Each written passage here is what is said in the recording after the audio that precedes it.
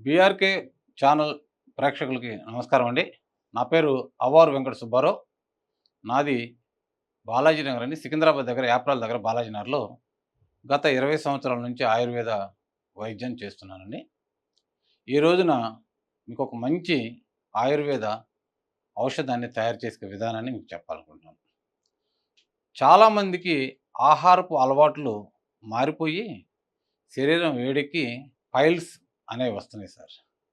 ఈ పైల్స్ వచ్చినప్పుడు పైల్స్‌తో పాటు రక్తం కూడా పారిపోతుంది. శరీరానికి కావాల్సినటువంటి సప్తధాతువుల్లో రక్తం అనేది చాలా ఇంపార్టెంట్. ఆ రక్తం ఎంత లాస్ అయితే మళ్ళా తిరిగి పుట్టాలంటే చాలా టైం పడుతుంది. ఈ లోపల మనిషి నీరసపడతాడు. మరి దీన్ని మనం నివారించుకోవడానికి మన దగ్గర ఉన్నటువంటి ఒక మంచి మార్గం మీ ముందు చెప్తాను. అసలు పైల్స్ ఎందుకొస్తాయి అంటే ఆహారపు తిన్న ఆహారం అరిగి జీర్ణాశయం పెద్ద పేగుల చివరి దగ్గరికి వచ్చినప్పుడు అక్కడ మలం తయారవుతుంది. ఆ తయారైన మలం బయటకు వచ్చేటప్పుడు మనం కొంత ప్రెజర్ పెట్టాల్సొచ్చిద్ది. ఆ ప్రెజర్ ఎక్కువైనా లేతే దాంట్లో ఉన్నటువంటి నీటి శాతం తగ్గినా మలం గట్టిపడిపోయి రావటం కష్టంగా ఉంటుంది. అలాంటప్పుడు ఇంకా ఎక్కువ ప్రెజర్ పెడతం వల్ల అక్కడ ఉన్నట్టు సన్నటి నరాలు చిట్లి రక్తం బయటకొస్తుంది. ఈ చాలా నొప్పిగా కూడా ఉంటుంది. దాన్ని మనం ఇవాళ ఎలా తగ్గించుకోవాలో చేద్దాం. దానికి ఉపయోగపడే ఐటెమ్స్ రెండే రెండండి. అది ఒకటి గులాబీ పూలు, రెండోది పంచదార కానీ లేదా నవబోతు కానీ.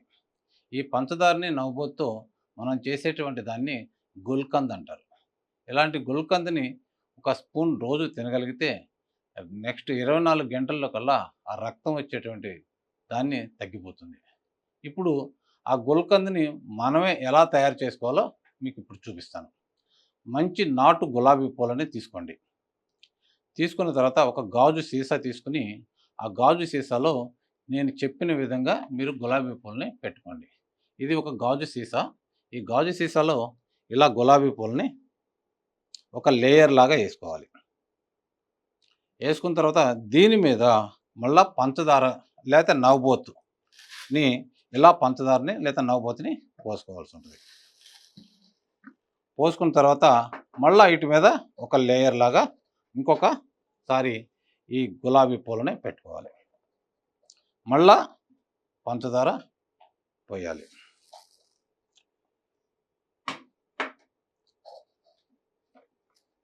మళ్ళా గులాబీ పూలు.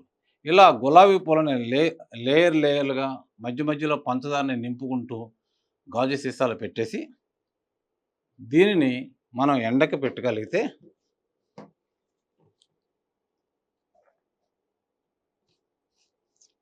ఒక 4, 5 రోజుల్లో ఈ ఎండకి వేడికి పంచదార కరిగిపోయి గులాబీ పూలతో సంయోగం చెంది ఇది మంచి లేహ్యంలాగా తయారవుతుంది. ఈ తయారైన లేహం ఇలా ఉంటుందండి.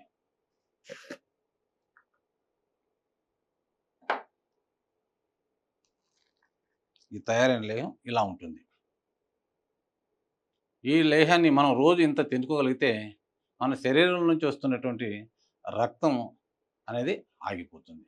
ఇది ఓన్లీ మలద్వారం నుంచే కాదండి, ముక్కులోంచి కానీ, కంటిలో నుంచి, నోటిలో నుంచి కానీ వచ్చేటువంటి ఈ రక్తాన్ని ఎక్కడి నుంచి వచ్చినా కూడా రక్తం వచ్చేటువంటి రక్తాన్ని ఆపగలిగినటువంటి శక్తి ఈ గులాబీ పూల లేహ్యానికి ఉంది. మీరు కూడా ఇంట్లో తయారు చేసుకుని ఇలాంటి సమస్య వచ్చినప్పుడు తీసుకోవచ్చని చెప్తున్నాం.